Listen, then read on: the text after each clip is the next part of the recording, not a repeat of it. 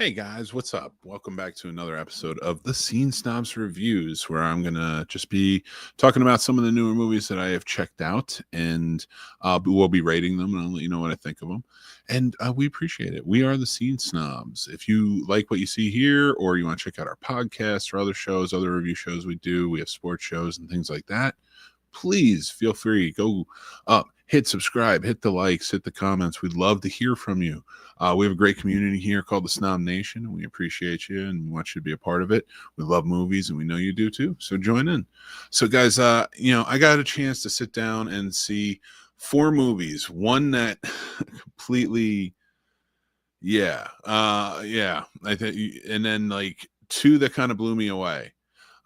Yes, I'm really excited to talk about them. The movies I'm going to be covering tonight are the new Street Trash remake that is coming out of South Africa, and then we have the Last Showgirl, which is a new independent film coming out this weekend in theaters, starring Pamela Anderson and so many more. And can't wait to talk about that one. I'm going to talk about 2024's The Return, starring Ralph Fiennes, who plays Odysseus as he comes home. And I'm excited to talk about that one too. And one that really kind of blew me away is from 2024. It's an older one. It came out in April, but it was a Tubi original. I had just watched it for a review I had to do last night, and I really wanted to sit down and talk about that one as well. So we'll get to all those and more. So thank you guys for joining in, whether you're watching this as a clip, or you're watching this, the full live show or later. Really just truly appreciate it. If you're listening on the podcast, thank you so much. Make sure you check out the rest of the Scene Snobs podcast as well. All right, everybody, let's get into it. I'm going to start off with Street Trash. Now, if it says coming in 2024, this is the only poster I could find for it. But Street Trash, which is a new film coming out, which is a remake of the original Street Trash from the 80s, which tells the tale of homeless people in New York City being melted down, by a rich conglomerate, and sort of like the horror that was that. It was very low budget, and talking about the 80s version, is very low budget movie that had a lot of practical gore to it, but it took itself seriously in a way. I think there was a real message about going after the rich and how we treat the homeless, especially in the 80s, in that time, in that area. And it was, it was pretty grueling. So, and cruel at times. So, and that's not that has changed, but, this is a remake of that movie from the 80s. It takes place in South Africa. I don't exactly know where. I don't believe they mentioned, but it takes place in like the futuristic 2050 something, I think it is. And it follows a band of homeless people who are kind of in encampment, and they're just trying to survive. And some of them keep going, some keep going missing every now and then. And it turns out that they are being melted as well, as an experiment by a giant corporation. I'm going to say, as you can see, I gave this a half mic in my 1 out of 5s. And the reason being is, I got to be honest, it just did not resonate with me. I turned it off after like 15 minutes. It was just, I have no problem. Listen, I love absurdity. I love craziness. I love horror, even if the horror, and it's horror comedy or however you want to play it. I don't care how crazy you get. Fine. If you're doing something just, I don't know, to be outrageous, it's not funny. And like, it's just boring. And that's what happened. I reached the 15-minute mark and I'm like, I'm just super tired of watching this. I'm bored. And then it was just going to get a no rating, because I won't rate a movie that I didn't finish. And in my life, I think there's like maybe 3 or 4 movies I didn't finish. And this was one of them. Well, this was one of them at the time. And so I was going to give it no rating. I felt really bad because I'm like, it still is an ultra low budget. It's in indie. I want to, try and, get back to it. So, I went back to it. I watched it, and, it didn't get better. I will say, like, for the effects and what they are, and for the budget that it is, the effects were used well, but it did seem very, very rudimentary. in a lot of elements. But the melting effects, they look pretty cool. So there's top five. Yes, Daniel's here. Spoilers. I didn't give too many spoilers. There's top 5 movies you couldn't finish. Maybe in the we'll talk about that on the podcast. Dan, of course, is my one of my partners in crime over there on the Scene Snobs podcast. You can check that out every Tuesday on the Scene Snobs channel. Watch or listen. So yeah, with Street Trash, it was one of those movies that seems like it was remade to be more nostalgic, like because the movie almost feels, watching it, what a lot of those like fan films or things like that kind of like are trying to reach for the feeling that movie, the original movie, made them feel, versus making a movie that either parodies or sort of copies and, you know, or rips off even in certain ways. It just feels like they're chasing nostalgia when movies like this are being made. And this one just didn't capture the feel of the original. There's no grittiness to it. It feels forced. It feels like forced nostalgia. Like, remember Street Trash? Well, this is Street Trash. And it's like, it's not though. And that's why I gave it a half of a mic. It just, for me, did not resonate. And I don't mean to tear it apart, anything like that. There's some fun elements to it. There are some puppetry, things like that are just wild, but like you could do it, like if you incorporate it into an original product that isn't like a remake of something that, let's face facts, like, yeah, maybe fun for some, like I don't mind it. It was cool enough, but like, it's not a great movie. We got to stop defending all the cult classics as they're the greatest movies of all time. They don't go up that way. But grading this one on a curve, like, it's going to be comparative to the next movie that I'm reviewing in that like sort of budget, where it's at. But there's vast differences when I'm looking at them. So for me, Street Trash remake was just not a miss. But like again with the original was like into obscurity until some people found it and we're just like, hey, it's good. For this one, it's a miss for me because it doesn't even hold like that charm of the original, like campiness or charm. So if you're catching this as a clip, thank you so much. Go check out the full reviews and where all podcasts are. But let's get into the next one, which is Festival of the Living Dead, which was a Tubi original. This one is an interesting one. Ooh, excuse me. And it gets a 3 for me. It kind of really excitedly, how do I put it? Like pulled me in, drew me in. Like I was like so into the story. I was so into what was going on. And the cool thing about this is it's in the title of The Living Dead. We know what it's gonna kind of be a ripoff of, but going into this, it's almost like a spiritual, like that other multiverse type of sequel to Night of the Living Dead, because they are drawing straight from, like they say, the event in 1968. Her grandfather, the young lady who's in the poster, in front of the poster, her grandfather is supposed to be Ben from Night of the Living Dead. And I really like that element and kind of what they were playing into. A really cool one about this one is it's goofy. It's got its issues. It's got pacing issues. It's got, I realize going over sort of some what feels like negatives, and they are, but there's a lot of positives as well. But it's got its pacing issues. It's got scaring issues. Like, you can go through the whole thing and pick it apart, but for its budget, for what it was made for, the Soska sisters, who are very talented, directors, and if you haven't checked out their stuff, you absolutely should if you're a horror fan. They did a great job with this, and this felt like it was doing the same thing, like it was paying homage and parodying a bit Night of the Living Dead, but in such a beautiful way, but not like Street Trash was for the original Street Trash. For that, it felt like it was trying to force the nostalgia. This was just saying we're connected and we're gonna do our own thing within that world. And I liked that. I was like, yeah, take me to a different place. And they did. And it was a different story, but you still had these societal issues kind of popping up with that matter to young people today. I mean, in 2024. Whereas, going back, like those societal issues, those younger people in Night of the Living Dead, that's what they were dealing with. They were all younger than me, I think, at that time. So it's just one of those.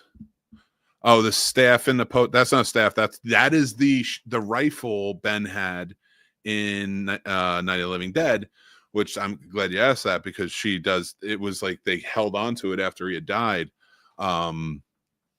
The kids, and whatever, you're just kind of connecting something, but it is what it is. But suspension of disbelief in certain areas is fine by me. A very cool connection to this too was a guy I got to talk to at CFF, Twisty Troy, who's a contortionist who's been in tons of horror stuff. He was in this movie as well, and I knew him as soon as I saw him pop up. I'm like, that's got to be Twisty, and it was, and I was so excited to see that. But the young lady who plays Selena Kyle on Gotham was in this. She did a great job as the friend. All the actors did like really fun jobs, but it has its missteps. It has its flaws. I don't want to stand on this and say like, this is a great movie. I graded on the curve like I did Street Trash. I'm not going to put The Return and The Last Showgirl on that same curve. Those are deep dramas and, different philosophies. So with this one, this is a winner in my opinion when it comes to horror. Like, I think if you can let go of, I don't know, there's sometimes with this movie toxicity where it's like, oh, they're trying to connect it to what I love and it cuts out other things and I hate it. And it's like, you got to let that go. There's so many, I thought this was well done in that and pays respect to the original, which is public domain. And it's been remade a million times. Why not make like a little sister sequel?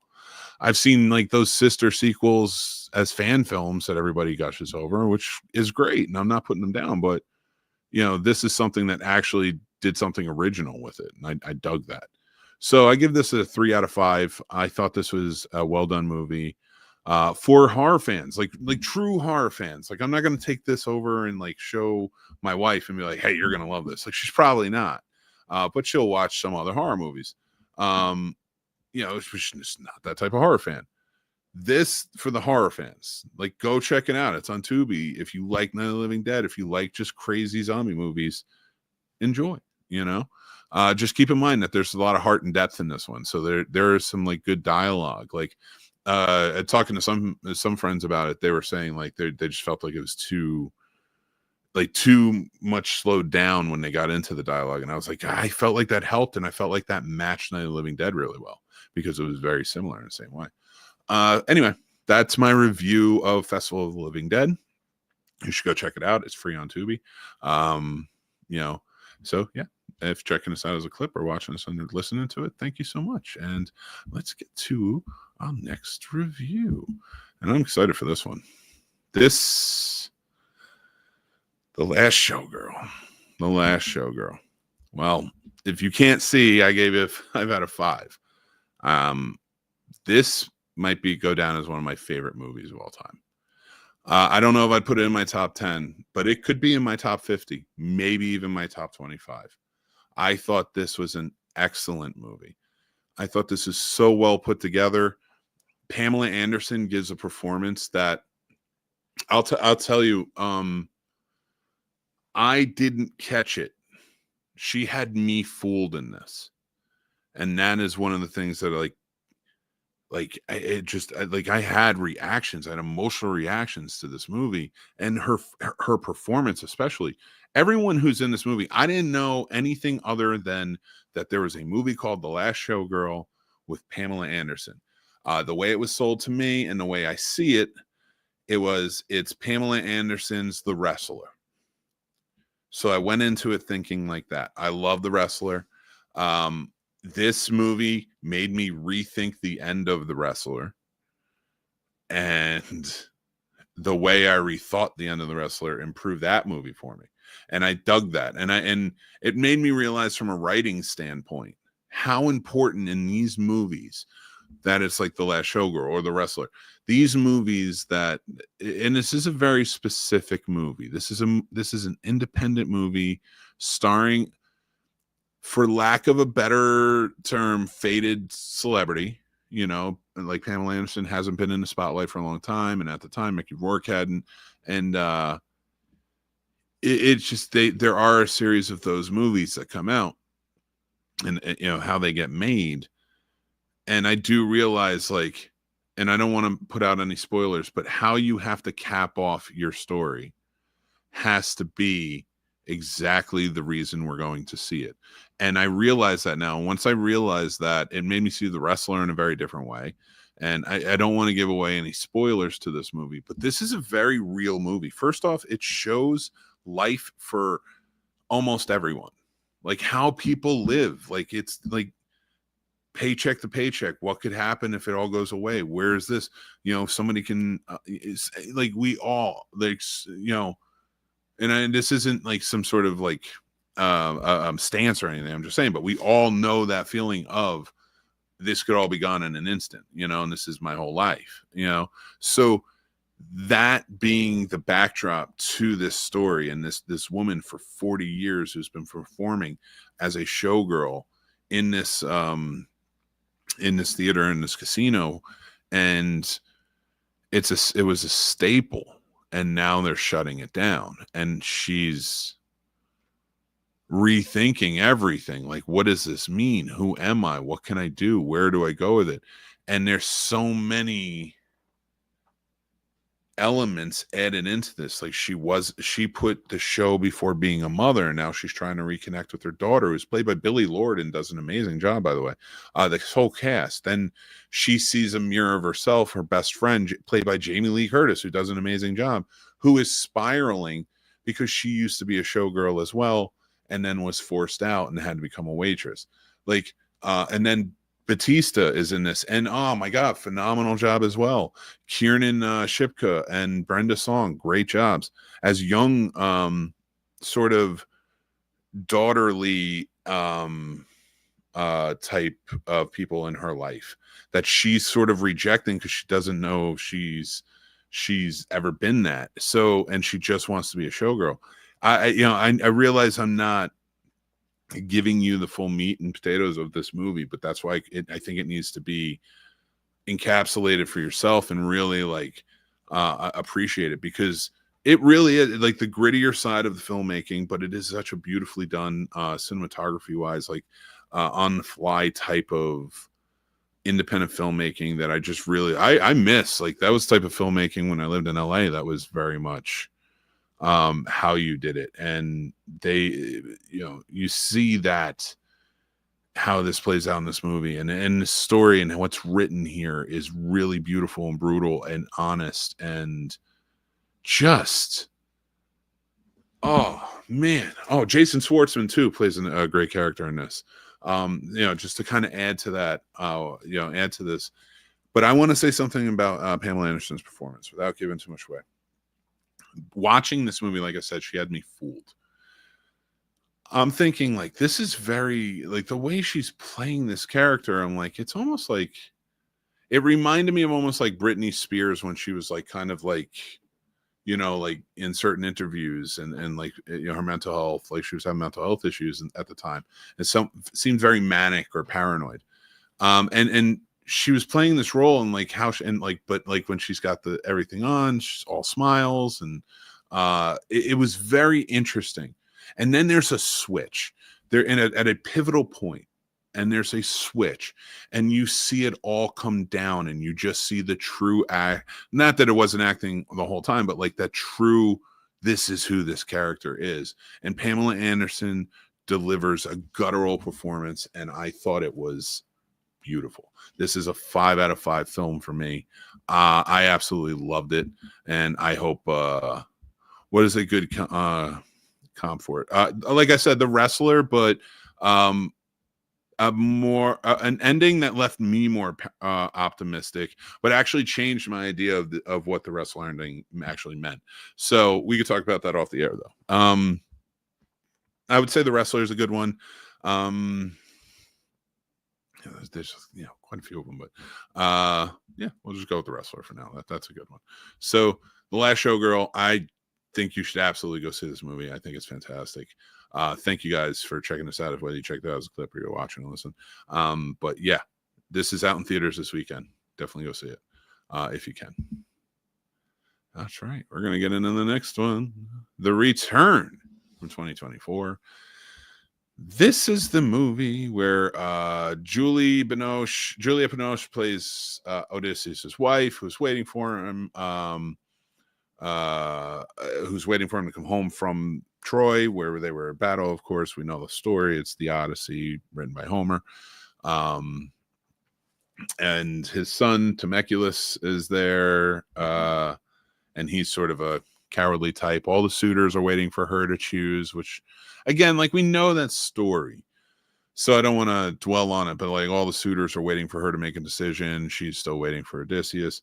But this picks up where Ralph Fiennes, who is Odysseus in this, is washed up ashore. He's got nothing. And so, like, there is no adventure anymore. This isn't the adventure. He is home now. And he starts with nothing, and he has no intention of going home. The PTSD has gotten to him.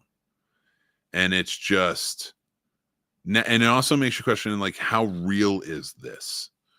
Like, who is he? Like, it shines little things of like how excellent and mystical he could be. It kind of pokes at that, like, like, this is how it could have been done, like, but he's like still a great fighter, this, that, and the other thing. But it kind of tries to ground it a bit.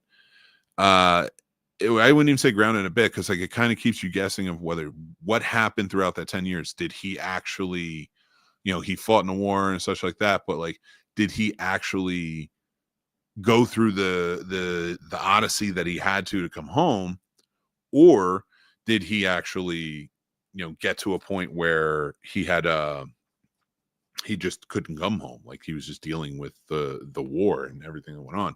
Because they do a really good job in this at portraying PTSD and guilt of war and survivor's guilt and things like that. So they do a very good job of that, and that's sort of the main crux of this. That's why it's more of a drama, and him dealing, and him not even being able to go home, but him trying to recognize home. Is he worthy of it? And then when he finally gets there, we see how it all kind of plays out. But then there's a beautiful extension to it, because you get a great back and forth between Ralph and Juliette, who are playing the main characters, and just sort of who these people actually are, what their marriage actually is, what war did to them, and everything in between.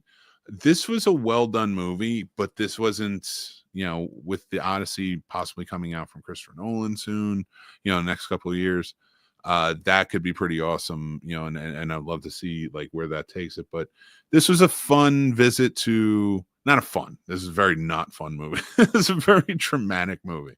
So be ready for it. You're not going to laugh. There's no real laughter in this one, but it is a good dramatic turn and take on the Odyssey and Odysseus and his journey home, and finally making it home, and what that looks like.